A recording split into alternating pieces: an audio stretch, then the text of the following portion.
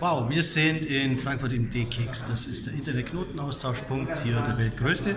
Und wir machen hier unser Internet-Security-Frühstück. Neben mir steht der Richard. Freut mich. Ich bin ausnahmsweise auf dem Stuhl, deswegen bin ich mal gleich hoch. Aber warte mal, das zeige ich euch mal. So schaut es aus.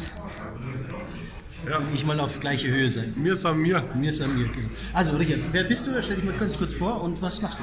Ja, danke. Also mein Name ist Richard Wienicke von der Open Systems aus Zürich. Wir sind ein Security Operating Center as a Service. Also wir bieten die Möglichkeit, Ihre Security Teams zu entlasten, indem wir im Vorfeld die Threats analysieren und Ihnen dann die Reports übergeben, dass wir gemeinsam besprechen können, was in Ihrem Unternehmen entdeckt worden ist. Also Detection and Response ist da das wichtige Thema, sodass Ihre Mitarbeiter zufriedener arbeiten können und auch sich sicherer fühlen. Sicher fühlen ist sowieso cool. Das machen wir jetzt auch mit den Stuttgartern. Wir sehen uns im März, Mitte März in Stuttgart. Genaue Termine blende ich unten ein. Ich freue mich auf dich.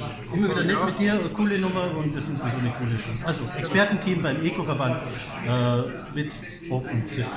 Alles klar, danke. Danke.